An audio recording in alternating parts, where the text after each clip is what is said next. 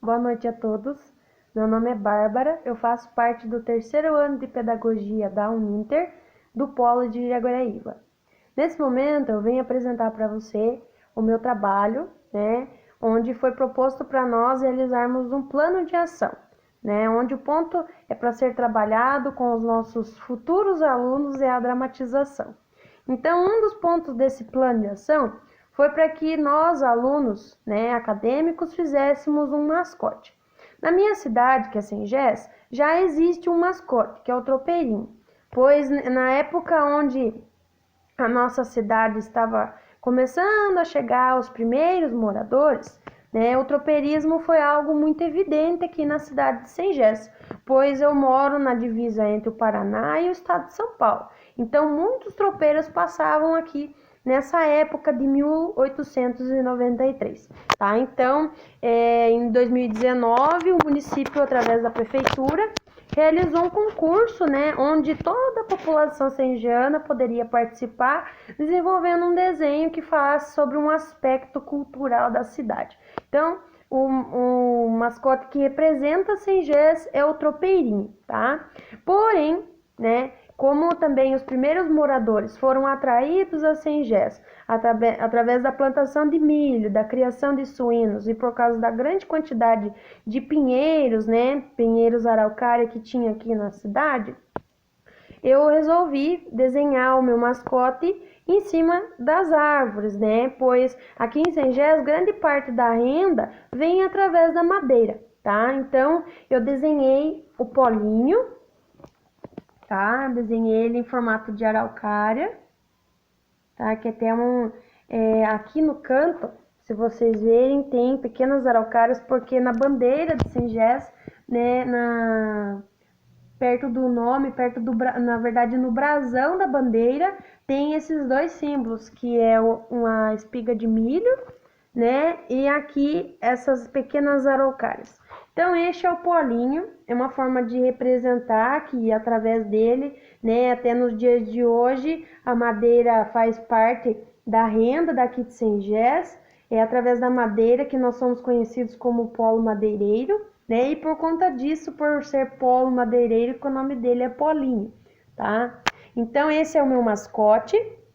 E eu vou falar para vocês agora um pouco do meu plano de ação, tá? Então, eu desenvolvi o meu plano de ação para crianças de 8 a 10 anos, tá? Então, aqui na minha cidade, a gente vê algo muito evidente, assim, a justificativa, do meu trabalho, é que a valorização da história da cidade é algo, assim, muito comum entre os adultos, sabe? Nem tanto pelas crianças. As crianças ouvem mais falar sobre a história da cidade ou até achar interessante pontos sobre a história da cidade na época de aniversário, Aqui, 1º de maio é aniversário da... Perdão, 1º de março é aniversário da cidade. Então, sempre no final de fevereiro, todas as escolas se movimentam para a preparação do desfile do aniversário da cidade e com isso também é comentado dentro das salas de aula um pouco da história para as crianças, para que elas saibam e conheçam a história da cidade. Porém, a gente percebe, a gente que é professor, a gente percebe que só fica nisso, na grande maioria das vezes, E o meu intuito é que as crianças não aprendam e não valorizem a história da cidade somente em época de aniversário, mas o tempo todo, porque tem grandes aspectos sobre a história que é muito importante que eles saibam e valorizem o tempo todo, Perdão. Então, os objetivos meus são que as crianças comecem a valorizar a história da cidade, a partir desde o início da escola, eles já vão começar a saber a história. Então, que isso seja valorizado por eles desde crianças, tá? Também estimular a prática da dramatização, Eu trabalho em um local onde nós temos aulas de teatro para os alunos e a gente vê a grande diferença das crianças nas atividades que nós propomos para elas por causa delas praticarem o teatro, O teatro, além de desenvolver a expressão corporal dela, eles conseguem ter uma melhor relação social com os colegas. estimula também a criatividade deles. Então a gente vê assim uma grande diferença nos alunos quando eles começam a praticar o teatro, tá? Também, como eu disse, já deles começarem a praticar o teatro, né, através dessa atividade, vai melhorar a linguagem corporal, perdão, gente, tá? Vai fortalecer as relações sociais deles e vai estimular essa criatividade, tá?